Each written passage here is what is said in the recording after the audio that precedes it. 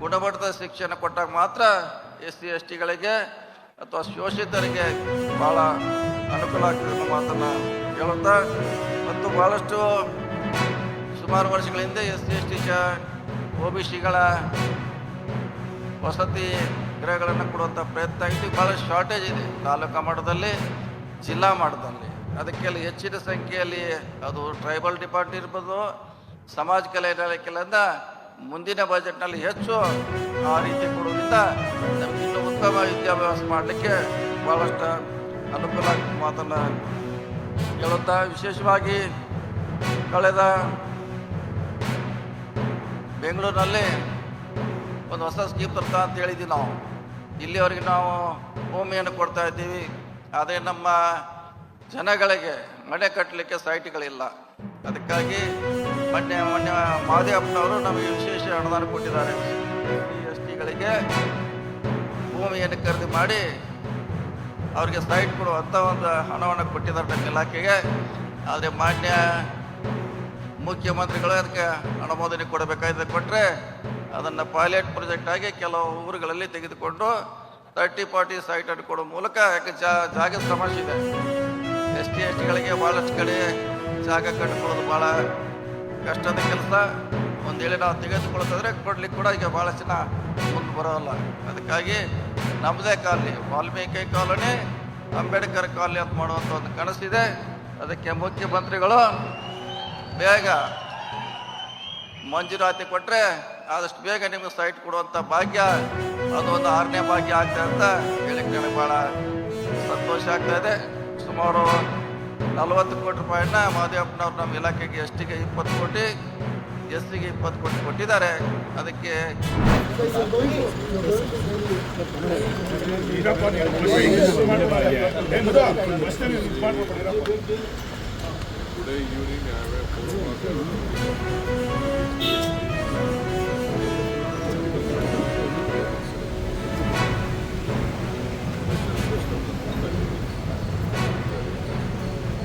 Logo down ಮಾಡ್ಕೊಳ್ಳಿ.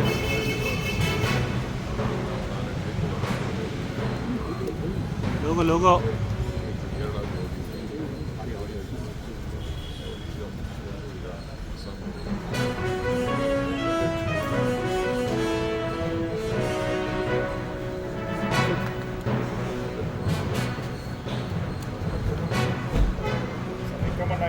ಭೇಟಿ ಮಾಡಿ ಮೊಸರು ಲೋಗೋ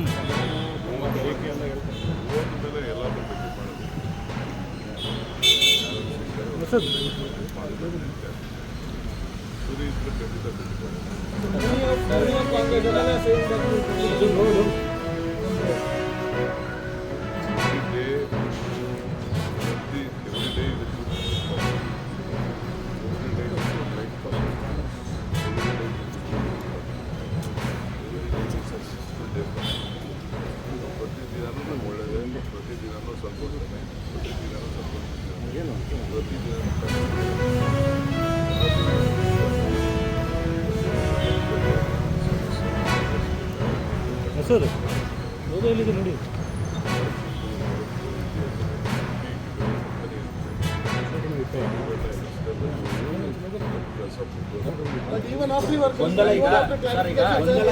ಮಾಡಬೇಕು, ಬೇಗ ಒತ್ತಾಯ ಇದೆ, ಬೇಗ ಗೊಂದಲ ಇತ್ಯರ್ಥ ಆಗಲಿ.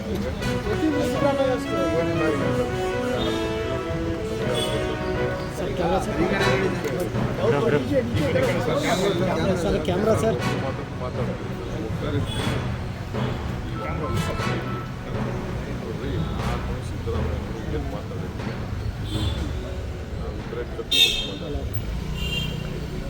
ಪಕ್ಷದ ವರಿಷ್ಠರು ನಾವೆಲ್ಲ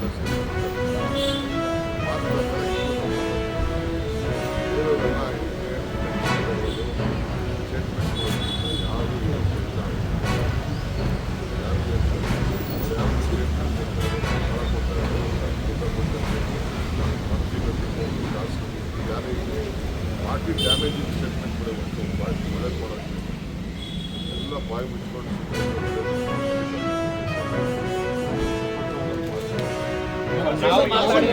ನಾವು ಮಾತಾಡಿದ್ರೆ ನೋಟಿಸ್ ಕೊಡ್ತಾರೆ, ಯತೀಂದ್ರವ್ರಿಗೆ ಯಾಕೆ ನೋಟಿಸ್ ಕೊಡಲ್ಲ ಅಂತ ಪ್ರಶ್ನೆನ ಇಕ್ಬಾಲ್ ಹುಸೇನ್ ಅವರು ಮಾಡಿದ್ದಾರೆ. ಸರ್ ಮಾತಾಡಿದ್ರೆ ಯಾವಾಗ